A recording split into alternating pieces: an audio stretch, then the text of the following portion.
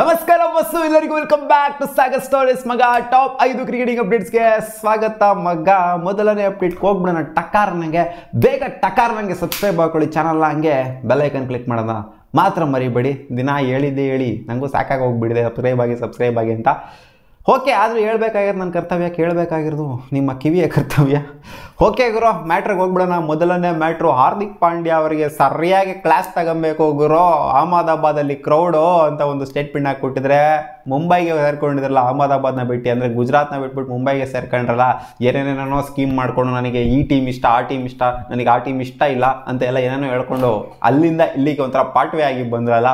So ಆ ಕಾರಣಕ್ಕೆ Ahmedabad crowd ಏನಿದೆ ಅದು ಇವರಿಗೆ ಒಂಥರ ಟ್ರಿಗರ್ ಮಾಡಬೇಕು, ಉರ್ಸಾ ಥರ ಟ್ರೈ ಮಾಡಬೇಕು. ಅದು ಅವಾಗ ಮಜಾ ಇರುತ್ತೆ, ರೈವಲ್ರಿ ಸಖತ್ತಾಗಿರುತ್ತೆ. ಗುಜರಾತ್ ವರ್ಸಸ್ ಮುಂಬೈ ಅಂತಂದ್ರೆ ಅಂದರೆ ಒಂಥರ ಒಳಗೆ ರೈವಲ್ರಿ ಸ್ಟಾರ್ಟ್ ಆಗಬೇಕು ಅನ್ನೋ ಒಂದು ಸ್ಟೇಟ್ಮೆಂಟ್ ಆಗಿ ಕೊಟ್ಟಿದ್ರೆ, ಅದು ಏನಾಗುತ್ತೋ, ಅದು ಏನು ಬದನೇಕಾಯಿ ಆಗುತ್ತೋ ಗೊತ್ತಿಲ್ಲ.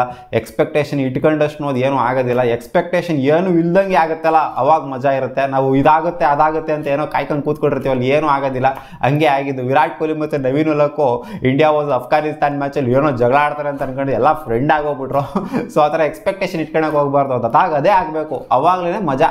ಅಪ್ಡೇಟ್ ಬಿಟ್ಟು ಶ್ರೇಯಸ್ ಅಯ್ಯರ್ ಮೇಲೆ ಜೊತೆಗೆ ಇಶಾನ್ ಕಿಶಾನ್ ಮೇಲೆ BCCI ಮುನಿಸ್ಕೊಂಡಿದ್ದಂತೆ, ಕೋಪ ಮಾಡ್ಕೊಂಡಿದ್ದಂತೆ. ಆದ್ರಿಂದ ಸೆಂಟ್ರಲ್ ಕಾಂಟ್ರಾಕ್ಟಿಂದ ಇವ್ರು ಈಚೆ ಬಂದರೆ ಆಶ್ಚರ್ಯ ಪಡುವಂಥದ್ದೆಲ್ಲ ಏನಿಲ್ಲ ಅಂತ ರಿಪೋರ್ಟ್ಸ್ ಬರ್ತಾ ಇದೆ. ಯಾಕೆ ಅಂತಂದರೆ ಅವ್ರು ರೀಸೆಂಟಾಗಿ ಅವರಿಗೆ ಅಪ್ಡೇಟ್ನ ಕೊಟ್ಟಿದ್ರು, ಯಾರ್ಯಾರು ಆಡ್ತಾ ಇಲ್ಲ ಫಿಟ್ ಇದ್ದೀರಾ, ಹೋಗ್ಬಿಟ್ಟು ಡೊಮ್ಯಾಸ್ಟಿಕ್ನ ಆಡಿ, ರಣಜಿ ಟ್ರೋಫಿನ ಆಡಿ ಅಂತ ಹೇಳಿದರು.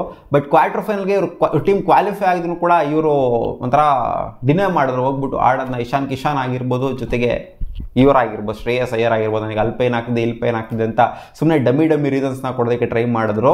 NCAನೇ ರಿಪೋರ್ಟ್ ಮಾಡಿದೆ ಅವ್ರಿಗೆ ಏನೂ ಪ್ರಾಬ್ಲಮ್ ಇಲ್ಲ ಅಂತ. ಆದರೂ ಕೂಡ ಡಮ್ಮಿ ರೀಸನ್ ಕೊಟ್ಬಿಟ್ಟು ಒಂಥರ ತಲೆ ತಪ್ಪಿಸ್ಕೊಳ್ಳೋದಕ್ಕೆ ನೋಡಿದ್ರಿಂದ ಇವರು ಸೆಂಟ್ರಲ್ ಕಾಂಟ್ರಾಕ್ಟಿಂದ ಈಚೆ ಬರುವಂಥ ಸಾಧ್ಯತೆ ಇದೆ ಅಂತ ಇವಾಗ ಅಪ್ಡೇಟ್ ಬರ್ತಾ ಇದೆ. ನೋಡೋಣ ಕಾಂಟ್ರಾಕ್ಟಲ್ಲಿ ಇರ್ತಾರಾ ಇರೋದಿಲ್ವಾ ಅಂತ. ಯಾಕೆಂದರೆ ಪರ್ಫಾರ್ಮೆನ್ಸು ಕೂಡ ಅಷ್ಟೊಂದೇನು ಹೇಳ್ಕೊಳ್ಳೋ ಥರ ರೀಸೆಂಟಾಗಿ ಇವ್ರು ಇಬ್ಬರದು ಕೂಡ ಇಲ್ಲ. ಅಪ್ಡೇಟ್ ಬರ್ತೀರಿ, ಇನ್ನು ಮ್ಯಾಚ್ ನಡೀತಾ ಇದೆ, ಇನ್ನು ಅದು ಎಷ್ಟು ವಿಕೆಟ್ ಬೀಳುತ್ತೆ ಅಂತ ಗೊತ್ತಿಲ್ಲ.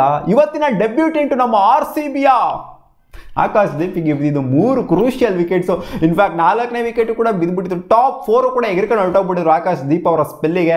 ಟಾಪ್ 3 ಎಗರ್ಕೊಳ್ಳೋ ಥರ ಆಯಿತು. ಕ್ರಾವಲಿ, ಆಲಿಪಾಪ್, ಬೆಂಡಕೆಟ್ ಎಲ್ಲರೂ 3 ಜನ ಟಾಪ್ ಪಡ್ಕೊಂಡು ಹೋಗ್ತಾ ಇದ್ದಂಗೆ ಇನಿಷಿಯಲಿನೇ ಆಗೋಗ್ಬಿಡ್ತು ಅವರಿಗೆ. ಯಾಕಂದರೆ ಇಷ್ಟು ಬೇಗ ವಿಕೆಟ್ಸ್ನ 3 ವಿಕೆಟ್ಸ್ನ ಅವ್ರು ಕಳ್ಕೊಂಡಿರಲಿಲ್ಲ. ಇನ್ಫ್ಯಾಕ್ಟ್ 4ನೇ ವಿಕೆಟ್ ಜೋ ರೂಟ್ ಅವ್ರದ್ದು ಕೂಡ ಬಿದ್ದುಬಿಟ್ಟಿತ್ತು. ಬಟ್ ನೋ ಬಾಲ್ ಹಾಕಿದ ಕಾರಣದಿಂದ ಒಂದು ರೆಸ್ಕ್ಯೂ ಆಯಿತು ಅಂತ ಹೇಳಬೇಕು ಅವ್ರಿಗೆ, ಜೋ ರೂಟ್ ಅವರಿಗೆ. ಸೊ ಒಂಥರ ಸಖತ್ ಪರ್ಫಾರ್ಮೆನ್ಸಸ್. ಡೆಬ್ಯೂಟೆಂಟ್ ಈ ಥರ ಪರ್ಫಾರ್ಮ್ ಮಾಡಿರಂದ್ರೆ ಖುಷಿ ಪಡಲೇಬೇಕು. ನಮ್ಮ RCBಗೂ ಕೂಡ ಇದು ಗುಡ್ ನ್ಯೂಸೇನೆ. ಅಪ್ಡೇಟ್ ದಿನೇಶ್ ಕಾರ್ತಿಕ್ ಅವರು ಒಂದು ಸ್ಟೇಟ್ಮೆಂಟ್ ಕೊಟ್ಟಿದ್ದಾರೆ. ಆಕಾಶ್ ದೀಪು ಇವಾಗ ಏನು ಆಡ್ತಾ ಇದ್ದಾರೆ ಅದಕ್ಕೆ RCB ಡೈರೆಕ್ಟ್ಲಿನೋ ಇಂಡೈರೆಕ್ಟ್ಲಿನೋ ಕಾರಣವಾಗಿದೆ. ಕ್ರೆಡಿಟ್ ಕೊಡಬೇಕಾಗಿರೋದು RCBಯ ಸ್ಕೌಟಿಂಗ್ ಟೀಮ್ಗೆ. RCB ಇವ್ರನ್ನ ಫೈಂಡ್ ಮಾಡಿರಲಿಲ್ಲ ಅಂತ ಅಂದಿದ್ರೆ ಅವ್ರು ಈ ಒಂದು ಸ್ಥಾನದಲ್ಲಿ ಇವತ್ತು ಇರ್ತಾ ಇರಲಿಲ್ಲ ಅಂತಲೂ ಕೂಡ ಹೇಳಿದ್ದಾರೆ. ಹೌದು, ಡೊಮ್ಯಾಸ್ಟಿಕ್ ಆಡಿರ್ಬೋದು, ಫಸ್ಟು ಬೇರೆ ಸ್ಟೇಟಿಗೆ ಆಡಿದ್ರು, ಆಮೇಲೆ ಬೇರೆ ರೀಸನ್ಸ್ಗಳಿಂದ ಅದೇನೋ ಬ್ಯಾನ್ ಆದರು, ಆಮೇಲೆ ಬೆಂಗಾಲಿಗೆ ಬಂದರು, ಆಮೇಲೆ ಏನೇನೋ ಆಯಿತು.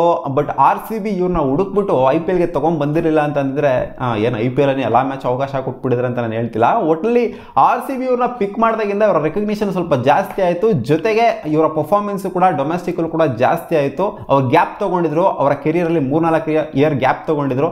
ಆ ಗ್ಯಾಪ್ ಆದಮೇಲೆ ಬಂದಾದ್ಮೇಲೆ RCB ರೆಕಗ್ನೈಸ್ ಮಾಡಿರಲಿಲ್ಲ ಅಂತಂದರೆ ಈ ಒಂದು ಸ್ಥಾನದಲ್ಲಿ ಅವರು ಇರ್ತಾ ಇರಲಿಲ್ಲ ಅಂತ ದಿನೇಶ್ ಕಾರ್ತಿಕ್ ಅವರು ಹೇಳಿದರೆ ಅದು ನಿಜ ಕೂಡ ಹೌದು ಅಂತ ಅನ್ಸುತ್ತೆ. Update number 5 IPL related. Delhi ಕ್ಯಾಪಿಟಲ್ಸ್ಗೆ ಜೆ ರಿಚರ್ಡ್ಸನ್ ಅವರು ruled out of the tournament ಅಲ್ಲ, ರೂಲ್ಡ್ ಔಟ್ ಆಫ್ ದ ಅರ್ಧ IPL ಅಂತೆ. ಅರ್ಧ IPL ಅವ್ರು ಆಡೋದಿಲ್ಲ ಅಂತ ಹೇಳ್ಬಿಟ್ಟಿದ್ರೆ, ಅದಾದ್ಮೇಲೆ ಅರ್ಧ IPL ಅಂದ್ರೆ ಬರ್ತಾರಂತೆ. ಅವ್ರ ಪ್ಲೇಯಿಂಗ್ಗಳಲ್ಲಿ ಇರ್ತಾರೋ ಇರೋದೇ ಇಲ್ವೋ ನನಗಂತೂ ಕ್ವಶನ್ ಇದೆ ಅದೊಂದು. ಒಟ್ಟಿನಲ್ಲಿ ರೂಲ್ಡ್ ಔಟ್ ಅಂತ ಹೇಳಿದರೆ, ಅರ್ಧ IPL ಆಡೋಕ್ಕಾಗೋದಿಲ್ಲ ಅಂತ ಡೆಲ್ಲಿ ಕ್ಯಾಪಿಟಲ್ಸ್ ಓನರ್ನೇ ಕನ್ಫರ್ಮ್ ಮಾಡಿದ್ದಾರೆ, ಈ ಆಸ್ಟ್ರೇಲಿಯನ್ ಪ್ಲೇಯರು. ಸಿಗೋಣ ಮುಂದಿನ ವಿಡಿಯೋದಲ್ಲಿ. ಇಷ್ಟ ಆಗಿತ್ತು ಟಾಪ್ 5 ಕ್ರಿಕೆಟಿಂಗ್ ಅಪ್ಡೇಟ್ಸು. ನಿಮಗೆ ಈ ವಿಡಿಯೋ ಇಷ್ಟ ಆಗಿತ್ತು ಅಂದರೆ ಲೈಕ್ ಮಾಡ್ಬೋದು, ಶೇರ್ ಮಾಡ್ಬೋದು, ಸಬ್ಸ್ಕ್ರೈಬ್ ಆಗ್ಬೋದು, ಏನು ಬೇಕಾದ್ರೂ ಮಾಡ್ಕೊಳ್ಳಿ, ಡಿಸ್ಲೈಕ್ ಬೇಕಾದ್ರೂ ಮಾಡ್ಬೋದು. ಸಿಗೋಣ, ಬಾಬಾ.